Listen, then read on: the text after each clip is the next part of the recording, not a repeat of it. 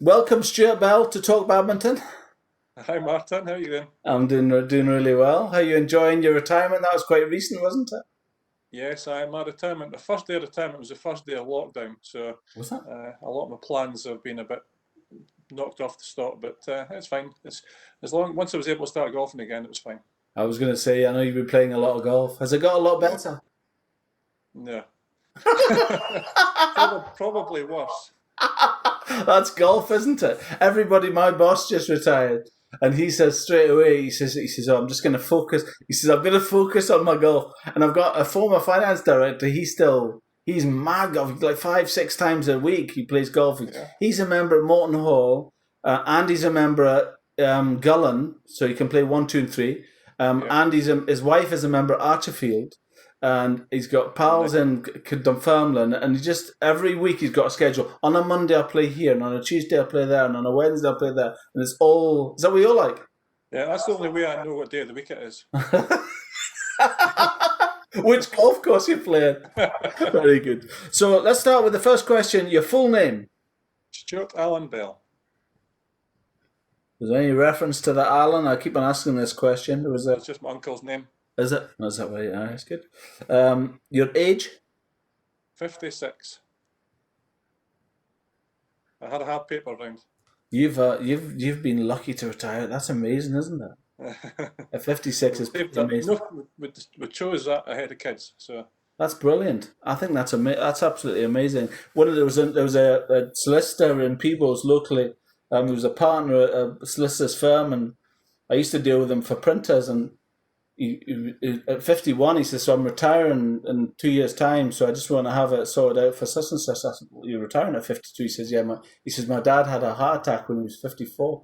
In fact, no, yeah, sorry, he retired. He had a heart attack the year he retired. yeah, So he was like, "That's not going to happen to me." He just left, and that was that. yeah. Donald Life's too Stuffer. short. Life's too Uh short. huh. And your home area. So where were you born? Yeah. Well, I'm from Dundee originally, and You were that's where born this in first Dundee. When badminton. you lived in Dundee when you were born. Yeah, yeah. And I was there until I was about 24, I think. I left Dundee, Did you? and then moved to Kirkcaldy for a year and a half, and then came to the Borders Why did you go to Kirkcaldy? just with work. I got a promotion through work, and then that's what brought me to the Borders as well. You got a promotion and they sent you to Kirkcaldy. I didn't think that was possible. Yeah, That it sounds wasn't harsh. it wasn't my favourite place, put it that way. But part of the problem was it was too close to Dundee, so we maintained all our social life in Dundee, so we never really settled there. We just kept just it was half an hour drive back to Dundee, so we just Very kept going close, back. isn't it? And I carried on playing badminton in Dundee as well, so Did you? um, never really settled there. But when we came here, it's a what 115 miles to get up to Dundee now, so Yeah. we were forced to settle here. Yeah, yeah. No, that's amazing. And where was your Did you have brothers and sisters? No, only child. No child. Mum and dad obviously realised once they had me, they couldn't improve on that. Couldn't So get any better. Couldn't get any better than you. And what age were you when you first played? just when I went to secondary school, just because it was part of the PE schedule, Was it? I'd never held a badminton racket before I went to PE. And I just found I was quite good at it. So And was it popular with other kids? Was it? no, well, in my school there was no badminton club or anything at that time, um, and we didn't even have a team until I was in fifth year, I think. Really? But my school was only 6 years Sorry, old what when I school went. was that? What school was that, Stuart? Craigie High in Dundee. I say it was only 6 years old, and when I went there in first year, it was the first time they'd ever had a rugby team, which I played rugby as well. And then first badminton team when I was in fourth or fifth year. Um, And is it quite popular now, badminton in that school? Have they got a team and all that stuff now? Is it? well, I don't know what it's like now, but when we were quite fortunate, we had a phase of about 2 or 3 years where Ah, there was a lot of people playing it, and we all kept playing together and grew up together and great. started going to adult clubs and things together. So that's part of what made it fun, was just having a group of friends that all went to all Was it different after clubs. school club kind of thing, or was it like a Yeah, we lunchtime did. thing? We did have one eventually. Yeah, on a Friday, and then but it was a Saturday morning as well. You could play badminton as well. Really? In the school, you still got in on a Saturday morning? Yeah, aye. That's good, aye. That is There was amazing. always lots going on. There was always football and rugby and hockey and badminton Is and it quite swimming pools. central, Dundee, that Craigie High? Is it in the middle of the town? No, it's out more towards Broughty Ferry. Is that where It's you? in between Is that where Dundee you and stay? Broughty. Is that where you? Is it Broughty Ferry where you're from? No, I lived in Craigie, which is it's quite close to Broughty Ferry. Is it north of Broughty Ferry? Is it? Just more if you're just heading along towards the town from Broughty Ferry. Oh right, okay. I see. Nice. So you obviously still go back quite a bit as well. Not Still as got much family there. as I used to, but we don't really have a lot of family there anymore. And I would go up and watch the football, but obviously there's no fans at football at the moment, so that's saving me quite a bit of cash. I was going to say. And did you meet Wendy? I know your wife's Wendy. Where did you meet her? But Through the badminton, she was at the same school as me. Is she from Dundee as well? Yeah, aye. But we both played badminton, so that's how we really got to know each And other. she at Craigie High. Yeah. That's amazing, isn't it? But I say we had quite a lot of people in the social circle that we had that were all played badminton and grew up together. So like how many people are you talking would play when you went? Probably about in terms of the all carried on playing into our sort of up to about 20ish. Probably about 7 or 8 of us. Wow. And we used to just get on buses because none of us were driving at that time. We used to get on the bus to go to different clubs. Sometimes take 2 buses to get to some of the clubs we went to. And it was part of the evening was just a load of us on the bus having a laugh and a joke. And there was about usually 3 or 4 girls and about 3 or 4 boys. Wow. Some more. Better than hanging about outside and looking for things to do, right? Exactly. Absolutely. But, I mean, and what are your family? Were they into badminton? Your mum and dad? No, not sporty at all. But I just sports been my whole life. I've always played football or rugby or badminton or cricket. Good. So the first ever cricket team as well. Good. I played it. Aye, no, it's definitely it's all good. And there was a lot of other sports going on. You're doing rugby and badminton, did you say? Yes, yeah. When I was young, I would be training for that because I played for Dundee High School FP as well at the rugby. So when I was under 18, I was training on a Tuesday and a Thursday, rugby on a Saturday, football on a Sunday. But playing badminton in between that as well. I played Monday night, Tuesday night, often on a Wednesday, Friday, Sunday. So I was fairly fit in those days. I was going to say, and who do you know anyone now that you played? Do you know anyone now that plays up there, or do you know? Do you still keep in touch with people? The guy who's my best man actually runs the Dundee Badminton leagues. Who's that? Shout out. Gordon Smith. Right. I've invited him onto this group. So. Oh, great, brilliant, Gordon Smith. That's good. And so he runs the club in Dundee now in that school. Yeah, I think he actually runs the leagues as well. Does he? Wow. I think he's the league secretary. I know quite a lot of people that play in Dundee. It's still very popular. I think the university people I know. It's quite. The university have got about 4 teams, I believe. Have they? Wow, isn't it great? It's a funny thing. University badminton's funny, isn't it? You get these kind of phases. You get years where they're amazing, and then the next year they're gone, or it's amazing how it kind of goes about. I love that about badminton is that you can go anywhere you want. I went to London on business last year, about 2 years ago. And when I went, I was staying there for about 3 days, and I thought, do you know what? I hate going and staying in hotels. You go and sit down in the bar, and you get a burger to eat, and you're in your room at 7 o'clock. You think, oh God. So I thought, before I went, I'm going to Google Acton. I was going to Central London. I was staying in Acton, and I thought, I'm just going to Google and see if I can get, see if there's a club runs on a Tuesday night. I reckon on the Tuesday night, I'll be there on a Monday. By Tuesday night, I reckon I could be back in the hotel early and go for a game of badminton. And I Googled Acton Badminton Club. And I got a message back saying, absolutely, would love to have you along. And I took my racket down. As it happened, I never went. But the point was, I was too knackered. But the point was, they invited me. But you can do that, and Edinburgh's very good for that. I think there's a lot of people from outside come in, Well, that's enough about me. There's a guy I used to play with when I played in Edinburgh. You'll probably know Colin Hepburn. He went away down to Australia or New Zealand, I think, actually for the World Seniors tournament. But he had a big holiday when he was there, and he'd arranged the place he first went in Australia. I think it was Australia anyway. He'd met up with a guy who he knew played badminton, and each time he was touring about, and everywhere he went to, the guy in the previous town would contact somebody the next time to arrange a game of badminton for him. So he was getting a game everywhere before he went to the World Seniors. Isn't that brilliant? Isn't that brilliant? What else? What other sport does that happen? What? I know. What other sport does that happen? Why and where did you start playing? I think I've covered that. Do you remember your first ever racket? I'm pretty sure it was a Carlton 3.7X. Yeah, that's what I had. Yeah. Do you know what I loved about it? Do you know what I loved about it? Was the little cut slit in the bevel that made it super flexible. That was the theory. But I remember having rackets, and remember when they bent? It bent. You would literally, I need to get a new racket. It didn't snap, it didn't crack, it just bent. Yeah. And you tried straight out. They were good rackets, but they weren't so good for a backhand because they were too heavy. Were they? I can't remember. But for my weakness, I'm pretty weak, so. I think that was my hand-me-down racket actually, a 3.7x, and I remember going to 3.8, and yeah, I think I lost it a wee bit after that. What was the name of the first club? Did you say Craigie? Was it Craigie? Well, we played at the school, and then I went to play at a community centre club on a Wednesday night. So Douglas Community Centre was in our school, and then there was an old guy there who invited myself and my friend along to a first adult club was called Camp. Well, we went to Strathmore on a Friday, and Camperdown was the club that we ended up playing competitively for. Was it? On a Tuesday. And what age was that when you started a proper grown-up club, I suppose? Probably I was about 17 or 18, I think. That's good, yeah. 15. He was far better than me. And did you ever get, my next question is, I was just curious, did you ever get coaching, like proper coaching? Was there somebody up there that...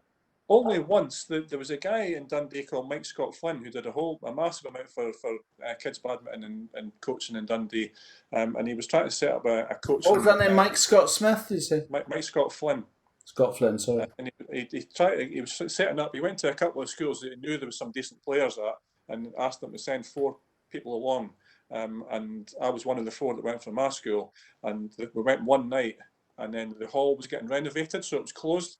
And when they restarted it, the new hall, he was doing the coaching and was 2 bus trips away, so we never bothered going.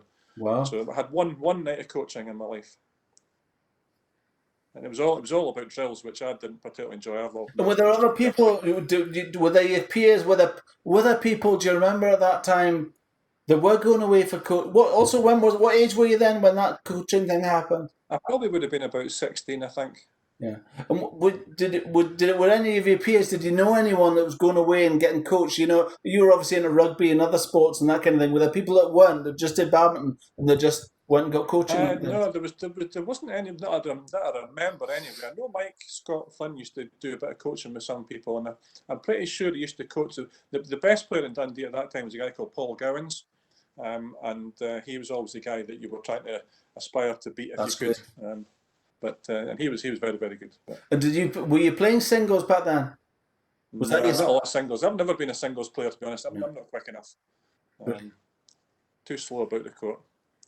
But he was a singles player. Paul was good, yeah. The best singles player that we ever had at the club I played at was a young guy called Malcolm Angus, who I've invited onto this group as well. Cool. But I used to play doubles with him. He was a fantastic, for a long time, was a great singles player. Really? And he had a fantastic backhand. He won the Midland Singles Championships 3 or 4 years in a row, but doesn't play anymore. Really? Malcolm, I can say this now. Sort it out, Malcolm. It's wasted. What's that? I wish I had half his talent. Yeah, amazing, isn't it? Yeah, you see people. I got when I used to go to coaching. I think it actually put me off. I used to go to coaching in Newcastle briefly. I think I maybe went for a year, but there was a guy there, John Quinn, I'll never forget. He was an unbelievable. His backhand smash was far stronger than my forehand smash, and he just. And I actually went, and after a time, I think I played with him, played against him at singles. I loved singles, and I was scrambled about the place.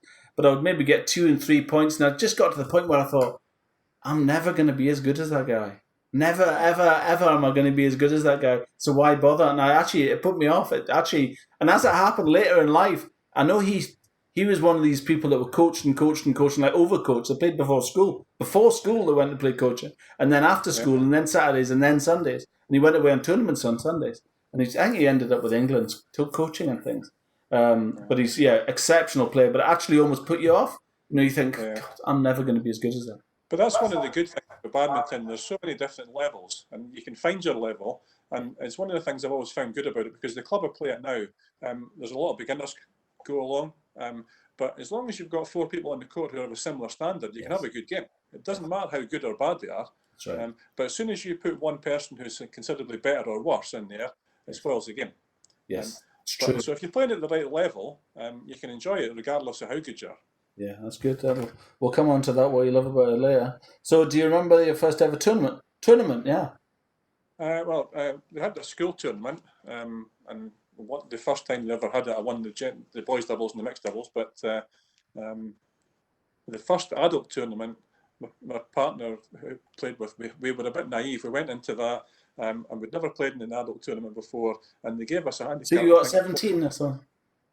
I would have been about 18 probably at that point, and Ian would have been about 16. But they gave us +4 of a handicap, and we won our first game like 15-1, 15-2 or something, and stupidly put the correct scores in. So they cut our handicap to +2, and then we won the next round easy and put the right scores in. They cut it again, and we were like, how can they do this? This isn't fair.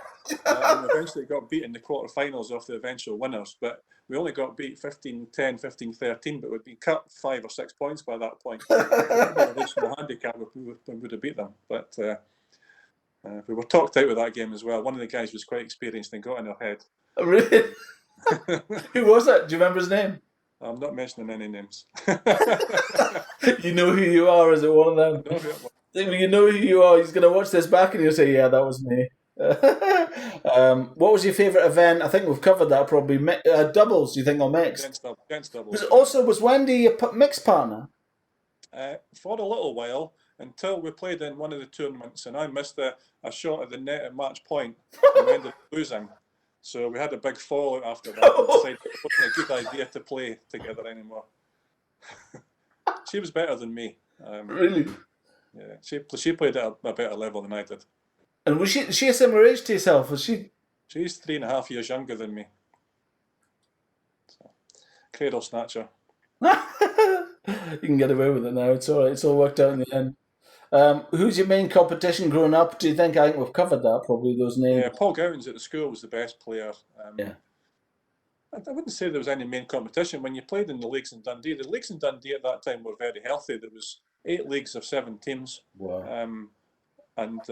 So is that people coming from Forfar, from Perth, from where? Who? Not quite so much, because there was a Dundee and Angus league as well, and the Perth people they played in a different league as well. But there was Wendy actually went and played in Perth as well, because that was a hotbed at that time of badminton. They had some great players in Perth, the Gallaghers and what have you, Joy Rumgay, these sort of people.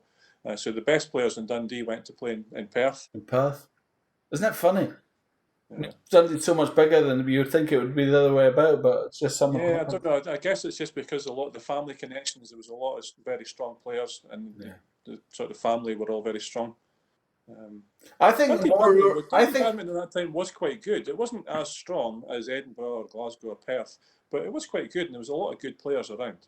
Yeah, I think there's more. I was thinking about this, and I actually think I was talking to Bruce Aiken yesterday, who's in Oban. And I actually think he was talking about 2 guys in Campbelltown, who the Cooper brothers in Campbelltown, who he says were exceptional. I think, how could somebody in Campbelltown be exceptional at badminton? And it's because that's what they do. You finish school and you just go, and what we're going to do here? Right, okay, let's go and batter each other at badminton. And that's what would happen. You can imagine it happening, can't you? And you can imagine these villages and things like that in Perthshire.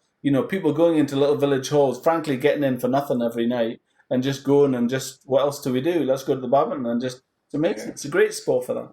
But the more you play it, the better you get. That's what we used to do when we first started going to adult clubs. We just didn't win any games. But once all the adults started drifting away at 9 o'clock, we stayed till 10 o'clock and played and played and played and practiced, and gradually got better and better and better. Yeah, amazing.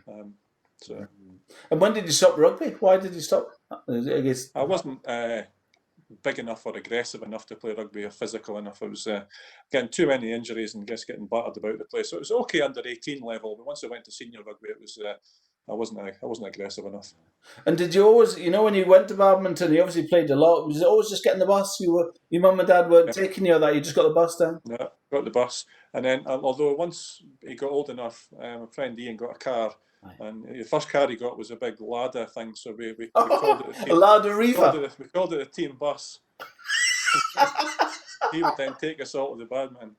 In a ladder? I think I'd rather take the bus. Excellent. Beggars can't be choosers. Exactly. I don't know, ladders. When they're Russian, I think you always see Yeah. beige ladders, don't you? Don't know if you still get them actually. I don't know. So okay, that's the history cover. That's nice. What clubs do you play now, and how often? Yeah, how also just tell me about after Dundee. Yeah. You moved to Kirkcaldy. You just kept on playing badminton in Dundee. You never played in Kirkcaldy?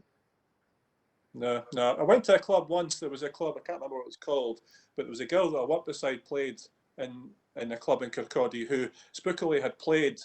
There was a national cup competition one year, and her club in Kirkcaldy got drawn against my club in Dundee. Oh, really? I wasn't in the first team at that point, but I went along to the game, and she played in that in Kirkcaldy. But she was quite a good player, and they had quite a good club. But What was her name?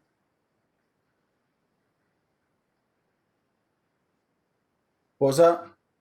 Carol Costello. Carol Costello. She was a good player, and had some good players at the club. I only went once. There's some good quality badminton in Fife. Very good.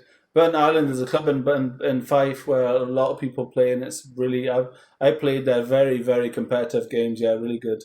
Kirkcaldy, I think, has got a good club as well. The guy used to come, who I think might have played in Kirkcaldy, but maybe lived in Stirling. A guy called Jim Maxton. Right. He was a good player. He came to the club that I went to in Musselburgh. I started playing in Musselburgh because I was working in Musselburgh for a short period. Right. Is that when you're in the Borders? That's once you've moved to Borders. Sorry, we're stepping up. Yeah, Is that when you? So you moved from Kirkcaldy when? I went to Gala Shields, Did you? But then got a job as assistant manager in the bank in Musselburgh. So I thought I'll just try and see if I can get a game after work one night. So I ended up playing at Inverness. And there was a lot of good players there. That really brought me. Sorry, can I step back, Stuart? So when you moved from Kirkcaldy, you moved to Gala? Yeah. Why did you move to Gala? You working in Gala in the bank? Yeah, I got promoted to the bank, and then from there you got Musselburgh. Yeah, I was only in Musselburgh for a year and a half. It was a bit of a promotion there, and then came back to get a manager's job. That was more recent, right? What year? When was that? How long ago was that? Probably. No, it's a good 20 years ago now. Was it? Maybe more. Wow. Yeah. That's when you lived in Clovenford. Is that right? Yeah, Is that where you moved to? When you straight from Kirkcaldy to Clovenford? No, I went to Tweed Bank first of all, and then Clovenfords. But that was actually quite easy to get up and play badminton in Edinburgh. I could get to Meadowbank in about 55 minutes. Whereas where I live now is another 25 minutes further south, so it's not doable anymore. Where did you play when you went to Edinburgh from Clovenford? Where did you play? Played at Inverness, which was at Musselburgh Sports Centre. But I said my badminton came on a lot at that point because there was a lot of good players there. Yeah. That's the East Lothian lot, is it? Yeah. Is that Bill Fleming, Ian Torrance, Jim Maxton? There was a lot of good players there. Yeah, no. But the East Lothian's got some good players. There's a good junior circuit in East Lothian actually. Right, Christine Black runs about. I don't know if she still does, but she did a lot of coaching. Well, she used to when I was playing up there. Yeah. Yeah. So so now you're. So I'm going back to the questions. What club do you play? So do you play any club now? Obviously not now, but the lockdown. But I've been playing at Hoyt for the last few years. It's very much a social club. We did have a team in the Border League before it folded, but we only had probably. That's a travesty, that, isn't it? Yeah, people couldn't get six players for a team, and it wasn't even from your own town. When the Hoyt team, there was only probably 3 of us from Hoyt. We had a young lad from Duns, a girl from Kelso, and the Hoyt team. Jim, just anybody else we could get. It's incredible. Yeah. It's, from when I was in Berwick, it was just Sunday afternoon. The benches would be. There was a canteen that overlooked the courts in Berwick.